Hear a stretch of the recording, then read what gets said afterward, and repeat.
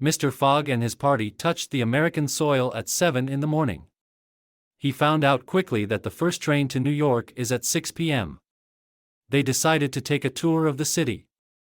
There was a political campaign going on and they found themselves in between those, resulting in torn clothes and bruise marks. They went to a tailor and got themselves dressed up. They reached the station and boarded the train. They are traveling by Pacific Railroad, which crosses the entire America. Mr. Fogg hoped to board a steamer at New York.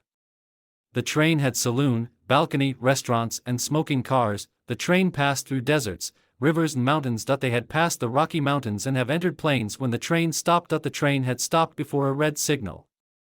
The signalman and the engineer had an argument at the train could not pass the bridge as it was shaky and can't bear the weight of the train.